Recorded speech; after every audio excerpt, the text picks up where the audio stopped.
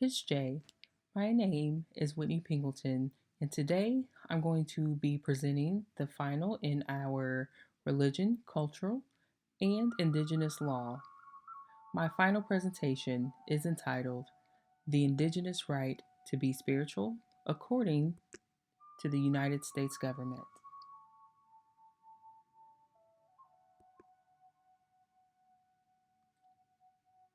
First, we're going to discuss a section of Professor Helton's eighth lecture that establishes the legal timeline.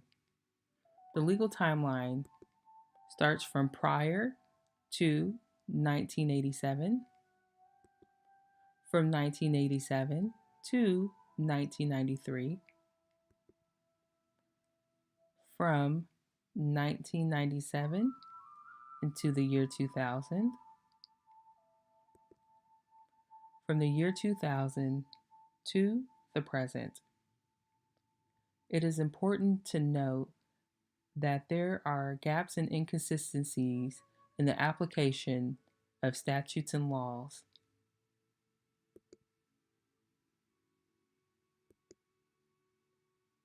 First, we'll talk about spiritualism. Spiritualism has always been a part of the indigenous culture and way of life. Indigenous way, spirituality included beliefs, ceremonies, rituals, and practices. Such ways of life and spiritualism would vary depending on tribe and depending on clan and also depending on the band of the indigenous tribe. First, we are going to talk about the ghost dance. According to Encyclopedia Britannica in 2016, ghost dances, both ideals, came from the Northern Paiute tribe and Southwestern tribes.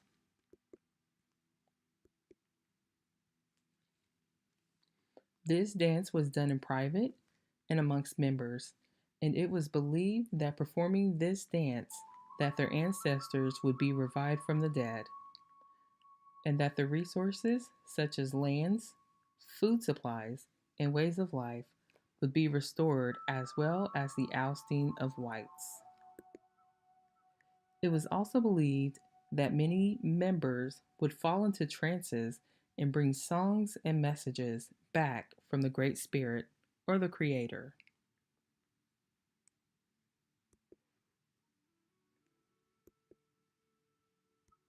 In continuation of the ghost dance, it is important to note that in 1890, the ghost dance came to a tragic end after the death of the great chief Sioux warrior Sitting Bull. Many of Sitting Bull's Sioux followers escaped to the Cheyenne River Reservation under the leadership of Chief Bigfoot. Sadly, the American militia soon caught up with the escapees and opened fire on indigenous men, women, and children encamped on Wounded Knee. The loss was innumerous, and the loss of lives and generations and voices were quite irreplaceable. Now, we are going to discuss the sun dance.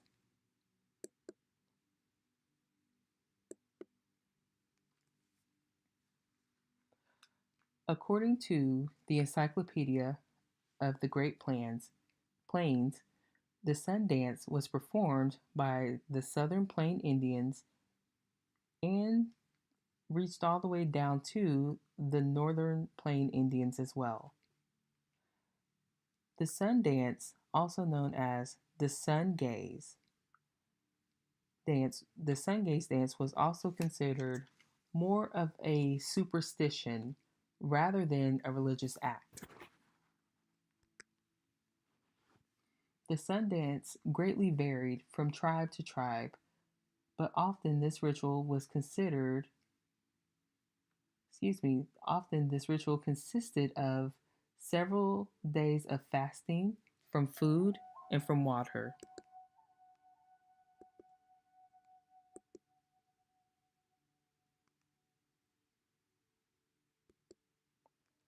Oftentimes, the skin was pierced along the neckline or the neck bone, and it was attached with the sinew to a pole until the individual received a message or a vision from the Great Spirit or the Creator.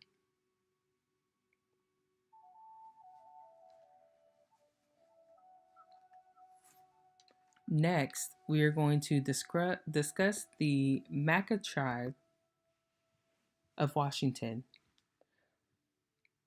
The Maca tribe, who have lived in the Olympic Peninsula, which is now known as a part of Washington state, for thousands of years. One of the cultural and religious practices of the Maca tribe was whaling. According to Brown 2011, the Maca tribe has practiced whaling as far back as 1500 years. However, the Maca tribe has been fighting an ongoing legal battle for rights to practice whaling due to over commercialized whaling by non native fishermen. As you can see, the Maca Nation is located in Washington, and also you can see the Maca Bay, which leads into the Pacific Ocean. Oftentimes, this is where the whaling, sealing, and fishing would take place.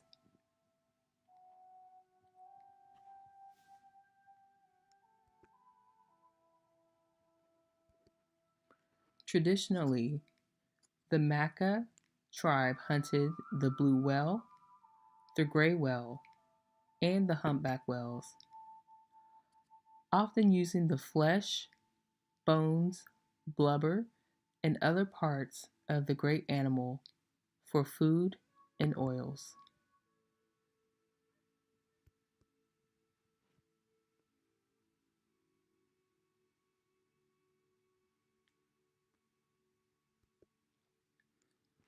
Next, we are going to discuss the Maca tribe's introduction to the Treaty of Nye Bay in 1855.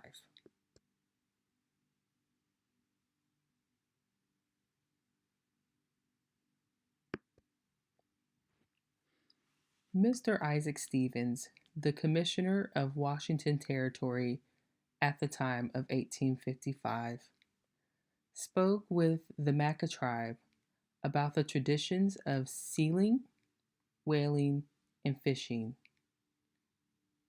Despite the Maca tribe's dependency on such practices, Stevens signed the Treaty of Nye Bay in 1855 to prohibit the Maca tribe from sustaining such traditions. It was said by Brown in 2008 that Mr. Isaac Stevens acknowledged the Maca tribe's relationship with the Creator. However, in such efforts of the Maca tribe, their efforts were unrecognized and ignored, which led to the signing of the Treaty of Nye Bay in 1855.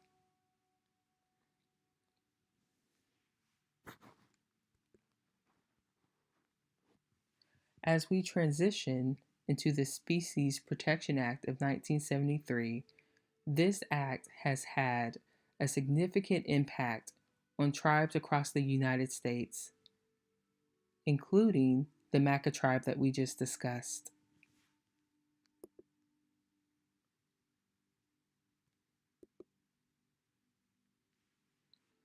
The gray whale was designated as endangered on June 3rd, 1970, under the Federal Endangered Species Conservation Act of 1969, and retained that designation under the Endangered Species Act, or the ESA, of 1973. According to Brown in 2008, however, a couple of decades later, the gray whale was removed once it was determined that the gray whale had increased in population, and it was said that the whale's population was just as much now as it was pre-European contact, thus rekindling the Maca zealousness to take legal action to restore ancestral traditions of whaling. The Species Protection Act also affected the Florida Seminoles. The Florida Seminole, also known as Semigogi, the Seminole people were once a confederation of the Muskogee people and are now one of three branches that originate from from the state of Florida and the Everglade areas pre-removal. The Florida Seminoles, considered to be wild, hence their name Seminole, they once considered the wild panther a noble animal of good medicine and a great hunting animal and a leader of a Muskogee clan. Of a Muskogee clan.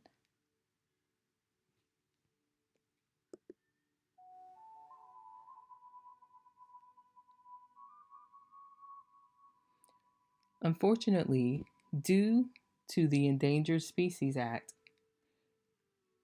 the Florida panther was also placed on the endangered species list, which greatly affected the Florida Seminole. The case in point, United States versus Billy of 1987. In 1987, or about 1987, Mr. Billy, a Seminole citizen who was preparing to be a medicine man, or Helis Haya, killed a wildcat thought of to be a panther on the Seminole Reservation. After killing the wildcat, Mr. Billy prepared and ate the cat. The cat that Mr. Billy shot and killed was said to be a panther that was protected under the Endangered Species Act, according to the New York Times in 1987. Mr. Billy soon went on trial for violating the Endangered Species Act by killing the wildcat.